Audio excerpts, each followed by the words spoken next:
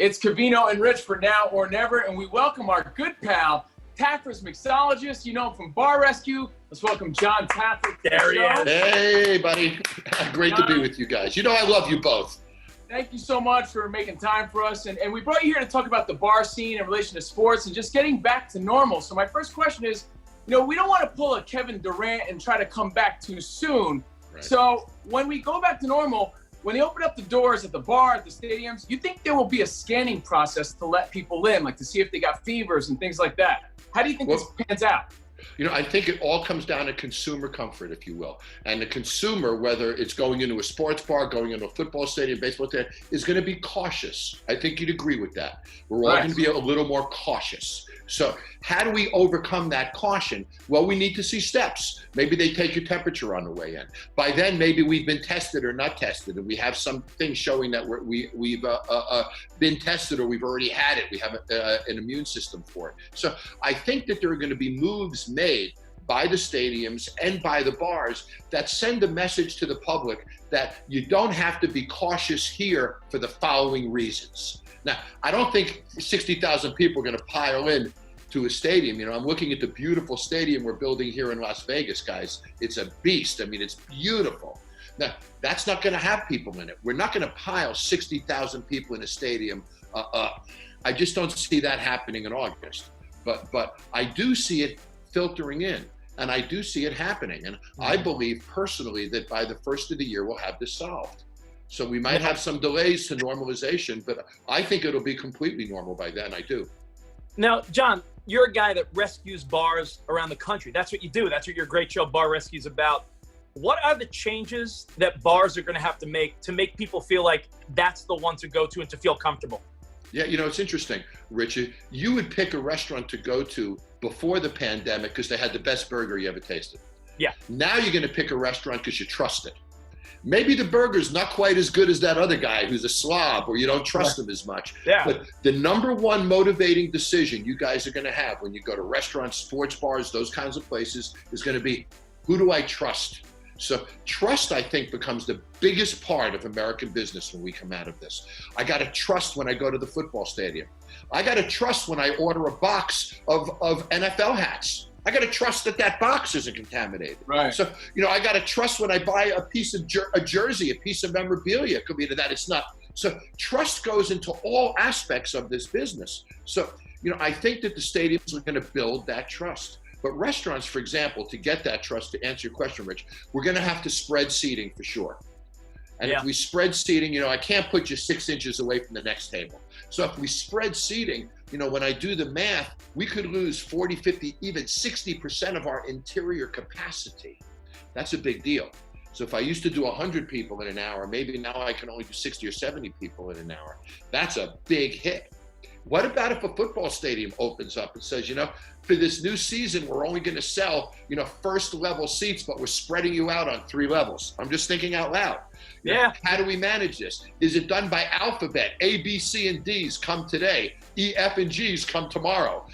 How do we spread and create some, rules and systems for this? Also, the cities can make a difference, guys. For example, a city like New York, a city like LA, even Sunset Boulevard, maybe even Hollywood Boulevard or Santa Monica Boulevard, where you guys are, could open up more mall streets so we can do more business outside. These are the little things that are going to happen. But guys, I really do believe that it's going to happen for a while and we're going to phase back. I do believe that. If we're going to be cautious, but we have to trust, how do we trust like concession guys when they're trying to sell hot dogs? And, how do we make those purchases and how will it affect the ballpark? Because they're going to be losing a lot of money, I imagine, with things like that. Oh, absolutely. I think we're going to see a lot more things packaged, if you will, is one solution for that. But that a hot dog guy is going to have gloves on now. He might have a mask on now. They're going to have to take steps so that you're not cautious anymore. And you got to see that with your own eyes. It affects everything.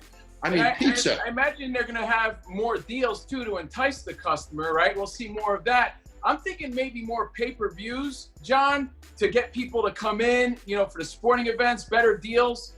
Do you see that panning out? Oh, I do. I also see huge changes in the way we view digitally and on screens. For example, I'm one of the creators of Sunday Ticket, and I was very involved in that early. We've talked about that before, guys. Here's what I envision the football signal in the future looks like. I believe there's going to be 4 corners. One is going to be your betting box, and that betting will be integrated right into sports programming. I believe the next box will be your own personal scoreboard, guys, what games you're following right at the time. Wow. I believe another box will be a chat box where you and I can communicate across the country. You see what the Patriots just did, blah, blah, blah.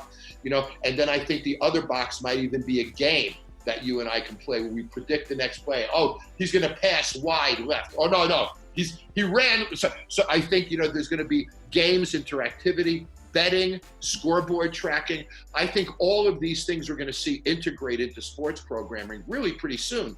And this was happening anyway, guys. It's based upon the legalities. In what states can you bring in gambling and stuff? But now the industry is really incentivized to do this. Because if we look at the NFL or Major League Baseball or the NHL, if the possibility exists that we're not going to sell seats for a while, and if the possibility exists that we're going to sell less seats for a while, then what are these other revenue sources? As you were saying, what are these other revenue sources that will create the opportunity? And a lot of it's digital. So does that also mean they might jack up alcohol prices? I think that they probably will. I think that the safer products might get jacked up, and the ones maybe that they got to talk you into trying again might be reduced. That wouldn't surprise me. But they got to get the money from somewhere. Now, John, you're a Vegas guy, a city that's based fully on hospitality, hotels, restaurants, the nightlife. What's going to happen in Vegas? That's a destination for a lot of men and women that watch ESPN. Vegas is a hotspot, man. It is a hotspot, and guys, when I drive down the Strip now, none of these casinos have locks on the doors. They never contemplated them ever locking these buildings before. Why would they? Right, because there's no So they're boarded up. There's barriers across the driveways. It's so bizarre to drive down the Strip. Some of the signs are off. Other signs say "Get well, we'll see you soon."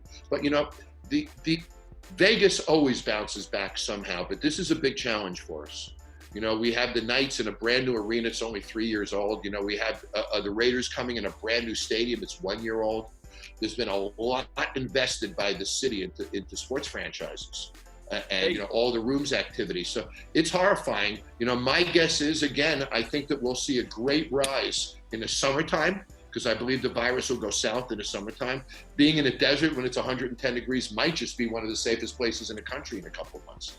So we have to see how it goes. But there's an awful lot of dollars and an awful lot of employees here in Las Vegas that are counting on it that'll work to bring the city back. It's a great city, guys. There's a lot of spirit here.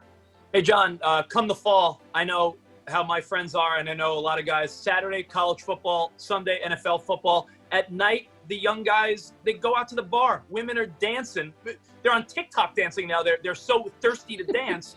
Are people going to be grinding on each other dancing? Are people going to be high-fiving and hugging at a sports bar? I think that probably, Rich, I think that nightclubs are going to be the last ones to come back because of the density of the room. I think sports bars will maybe elbow. Yeah. But I still think there's going to be 3 or 4 feet between us and the next table. But, I think that we need each other. We can only watch a game at home alone for so long, guys. We need each other. We are very social animals. Well, John, how do you rescue one of those nightclubs? Because I imagine you're going to be doing a lot of that. Do you bring tables onto the dance floor just to try to pack more seating? And maybe dancing takes a rest for a little while? Like, what adjustments are you going to make? I think those are exactly the kind of adjustments that we're going to make. We might have to put people that regulate how many people are on the dance floor. But I think you're exactly right. I think we put seating down there, still create that high energy environment, create that thumb, create all the dynamics, the bottle service with sparklers and, all the dancing and all the energy. Also, there's the start of creating just dancing everywhere.